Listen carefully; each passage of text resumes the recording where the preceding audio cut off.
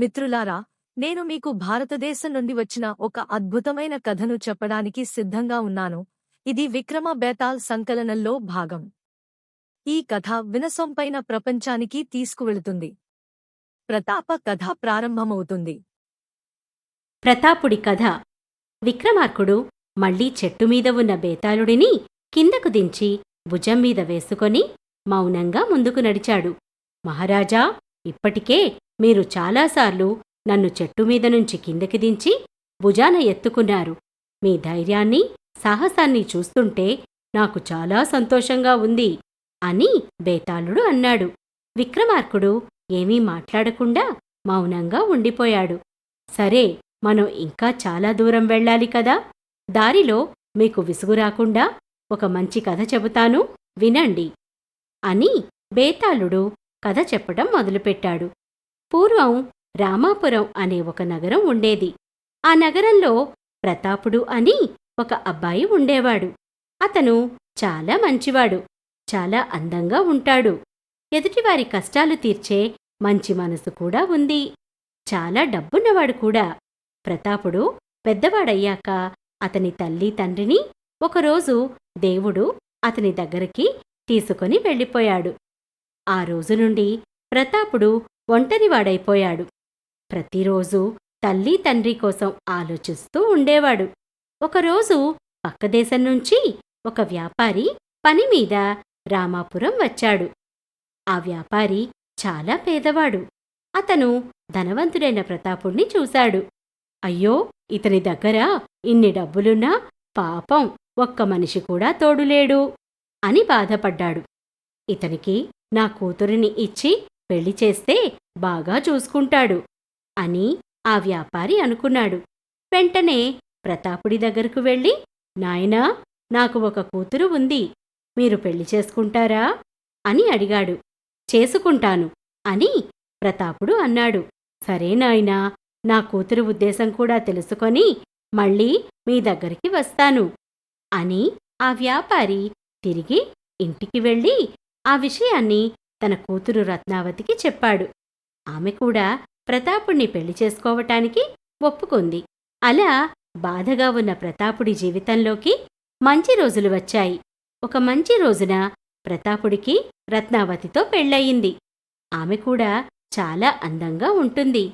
మంచి బుద్ధులు ఉన్న అమ్మాయి. ప్రతాపుడికి అతని భార్య అంటే చాలా ఇష్టం. ఆమెను చాలా బాగా చూసుకునేవాడు. ఆమెకు ఇష్టమైనవి అన్నీ కొనిపెట్టేవాడు. ప్రతిక్షణం ఆమెతోనే ఉండేవాడు. ఆమె వెనకే తిరిగేవాడు. రత్నావతి కూడా ప్రతాపుడిని చాలా ప్రేమగా చూసుకునేది. అలా వాళ్ళిద్దరూ చాలా ఆనందంగా ఉండేవారు. ఆ ఆనందంలో వారికి రోజులెలా గడిచిపోతున్నాయో కూడా తెలిసేది కాదు. తన కూతురిని ప్రతాపుడికిచ్చి పెళ్లి చేసినందుకు వ్యాపారి కూడా చాలా ఆనందపడ్డాడు. ఒకరోజు రత్నావతి ఇంట్లో అన్ని పనులు చేసుకుంది. ఆ తర్వాత నీళ్ల కోసం ఇంటి వెనక ఉన్న బావి దగ్గరకు వెళ్ళింది. బావిలో నుంచి నీళ్లు తీసేటప్పుడు రత్నావతి కాలు జారి బావిలో పడిపోయింది. నన్ను కాపాడండి అంటూ అరిచింది. కాని ఆ అరుపు ప్రతాపుడికి వినిపించలేదు. కొంతసేపటి తర్వాత తన భార్య కనిపించడం లేదని ఇల్లంతా వెతికాడు. ఆ తర్వాత ఇంటి వెనక వెతికేటప్పుడు బావిలో అతని భార్య రత్నావతి కనిపించింది. బావిలో పడిన తన భార్యని చూసి ప్రతాపుడు చాలా ఏడ్చాడు. పెళ్లైన తర్వాత ఎంతో ఆనందంగా ఉన్న ప్రతాపుడి జీవితం మళ్లీ మొదటికొచ్చింది. ప్రతాపుడు మళ్లీ ఒంటరివాడైపోయాడు. నేను పెద్దవాడినైన తర్వాత నా తల్లి తండ్రి నన్ను వదిలి వెళ్ళిపోయారు. ఇప్పుడు నా భార్య కూడా నన్ను వదిలి వెళ్ళిపోయింది. నేను ఆనందంగా ఉండటం ఆ దేవుడికి ఇష్టం లేనట్లుంది. అందుకే నన్ను ఇలా ఒంటరివాడిని చేశాడు అని ప్రతాపుడు చాలా బాధపడ్డాడు. ఇలాంటి ఒంటరి జీవితానికి ఇంత డబ్బు అవసరమా అనుకొని తనకున్న ఆస్తులు, డబ్బులు అన్నీ అదే ఊరిలో ఉన్న పేదవారికి పంచేశాడు. తన ఇంట్లో ఉన్న ఒక్క వస్తువును కూడా వెంట తీసుకుని వెళ్లకుండా తన ఒంటిమీద ఉన్న బట్టలతో ఆ రామాపురం ఊరిని వదిలి అన్ని దేవాలయాలు తిరగటానికి బయలుదేరాడు. ప్రతిరోజూ ఏదో ఒక దేవాలయానికి వెళ్లేవాడు. అక్కడ పెట్టిన భోజనాన్ని తినేవాడు, లేదా అక్కడికి దగ్గరలో ఉన్న ఇళ్లకు వెళ్ళి, అమ్మా, కొంచెం అన్నం ఉంటే పెట్టండి అని వారిని అడుక్కొని తినేవాడు. అలా దేశాలన్నీ తిరుగుతూ కనిపించిన ప్రతి దేవాలయానికి వెళ్ళి ప్రతాపుడు సగం జీవితాన్ని గడిపేశాడు. ప్రతాపుడు అలా నడుచుకుంటూ ఒకరోజు మధ్యాహ్నం ఒక పల్లెటూరికి వెళ్ళాడు. నడిచి నడిచి అలసిపోయాడు. ఎవరైనా భోజనం పెడితే బాగుండు అని అనుకున్నాడు. అదే సమయంలో అక్కడ ఒక ఇంట్లో అందరూ భోజనాలు చేయడం చూశాడు. తర్వాత ఆ ఇంటి దగ్గరకు వెళ్ళాడు. అమ్మా, చాలా ఆకలిగా ఉంది, కొంచెం అన్నం ఉంటే పెట్టండి అని బయట నుండి అరిచాడు. అప్పుడు ఆ ఇంట్లో నుంచి ఒక ఆవిడ బయట ఉన్న ప్రతాపుణ్ణి చూసింది. అయ్యో, అడుక్కునేవాడు వచ్చాడు. ఇంట్లో భోజనాలు చేస్తున్న వాళ్ళంతా బ్రాహ్మణులే. ఇప్పుడు అతనిని ఇంట్లోకి పిలిచి బ్రాహ్మణుల పక్కన భోజనం పెట్టటం శాస్త్రం ప్రకారం తప్పు అనుకొని ఆవిడ అరిటాకులో భోజనం పెట్టి దాన్ని బయట ఉన్న ప్రతాపుడికి ఇచ్చింది. నాయనా, ఇలా భోజనాన్ని అరిటాకులో పెట్టి బయటకు తెచ్చానని ఏమీ అనుకోకండి. మా ఇంట్లో ఇప్పుడు బ్రాహ్మణులు భోజనం చేస్తున్నారు. కాబట్టి ఇప్పుడు నిన్ను లోపలికి తీసుకువెళ్ళి భోజనం పెట్టడం కుదరదు. అందుకే ఇలా బయటకు తీసుకొని వచ్చాను. మీరు ఈ భోజనాన్ని పక్కకు తీసుకొని వెళ్ళి తినండి అని ఆవిడ చెప్పింది. పర్వాలేదు తల్లి, నాకు భోజనం పెట్టినందుకు చాలా ఆనందంగా ఉంది. నాలా ఆకలితో ఉన్నవారికి భోజనం పెడితే చాలా పుణ్యం వస్తుంది అని చెప్పి ప్రతాపుడు భోజనాన్ని తీసుకొని ఒక పక్కకు వెళ్ళి కూర్చున్నాడు.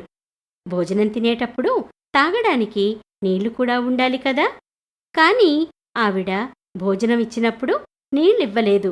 అప్పుడు ప్రతాపుడు నీళ్ళెక్కడ దొరుకుతాయి అని అలా నడుచుకుంటూ కొంత దూరం వెళ్ళాడు. అక్కడ ఒక దేవాలయం కనిపించింది. ఆ దేవాలయం లోపలికి వెళ్ళాడు. అక్కడ చుట్టూ చెట్లు ఉన్నాయి. ఆ చెట్టు కింద ఒక పెద్ద బావి ఉంది. అమ్మయ్యా, నీళ్లు దొరుకుతాయి అని ప్రతాపుడు ఆనందించాడు. తన చేతిలో ఉన్న భోజనాన్ని పక్కనే ఉన్న రాయి మీద పెట్టి కాళ్ళు చేతులు కడుక్కొని తాగటానికి నీళ్లు తెచ్చుకోవటానికి బావి దగ్గరకు వెళ్ళాడు. అదే సమయంలో ఎక్కడి నుంచో ఒక గ్రద్ద తన కాళ్లతో బ్రతికున్న ఒక పాముని పట్టుకొని దేవాలయంలో ఉన్న చెట్టు మీదకి వచ్చింది. ఆ పాము గ్రద్ద నుంచి తప్పించుకోవాలని చాలా ప్రయత్నించింది. కాని అప్పటికే ఆ గ్రద్ద చెట్టు మీద కూర్చొని పాముని తినడం మొదలుపెట్టింది. ఇంతలో ఆ పాము గ్రద్ద నుంచి తప్పించుకొని పరిగెత్తుకుంటూ చెట్టు మీద నుంచి క్రిందకి దిగి ఎటు వెళ్లాలో తెలియక పక్కనే ఉన్న చెట్టు మీదకు వెళ్ళింది. ఆ పాము చెట్టు మీదకు వెళ్లటం గ్రద్ద చూసి ఎగురుకుంటూ పాము దగ్గరకు వెళ్ళింది. ఈసారి పాము ఎక్కడికి పారిపోకుండా తన కాళ్లతో గట్టిగా పట్టుకుంది. తర్వాత గ్రద్ద సూదిలా ఉన్న తన ముక్కుతో పొడుస్తూ ఆ పాముని తింది. ఆ పాము బాధని తట్టుకోలేక తన నోటిలో ఉన్న విషాన్ని బయటకు కక్కింది. ఆ విషం ప్రతాపుడు రాయిమీద పెట్టిన అతని భోజనంలో పడింది.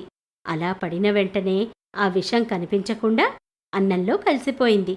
పాపం, ఆ అన్నంలో విషం పడిన విషయం ప్రతాపుడికి తెలియదు. అప్పటికే అతను చాలా ఆకలితో ఉన్నాడు. బావి దగ్గర కాళ్ళు చేతులు కడుక్కొని తాగటానికి నీళ్లు తెచ్చుకొని విషం పడిన అన్నాన్ని తినేశాడు. కొంత సమయం తర్వాత ప్రతాపుడు గిలగిలా కొట్టుకుంటూ కింద పడిపోయాడు. తర్వాత తన ప్రాణాలను పోగొట్టుకున్నాడు. విక్రమార్క మహారాజా, ఇప్పుడు నేను చెప్పిన కథంతా విన్నావుగా. ప్రతాపుడి ప్రాణాలు పోవటానికి కారణం ఎవరు? అతనికి భోజనం పెట్టినావిడా, గ్రద్ద, పామా అని బేతాళుడు విక్రమార్కుణ్ణి అడిగాడు. బేతాళా, ప్రతాపుడి ప్రాణం పోవటానికి ఆ ముగ్గురూ కారణం కాదు, అతని దురదృష్టమే కారణం. ఆవిడ ప్రతాపుడి ఆకలి తీర్చాలని భోజనం ఇచ్చింది. గ్రద్ద కూడా చాలా ఆకలితో ఉంది. అందుకే తన ఆహారం తాను తినాలి అనుకుంది. పాము ఆ బాధని భరించలేక విషాన్ని కక్కింది. ఆ ముగ్గురిలో ఎవ్వరూ ప్రతాపుడి ప్రాణాలు తీయాలి అనుకోలేదు. ఆ సమయంలో అలా జరగాలని ఉంది కాబట్టి అలా జరిగిపోయింది, అంతే అని విక్రమార్కుడు అన్నాడు.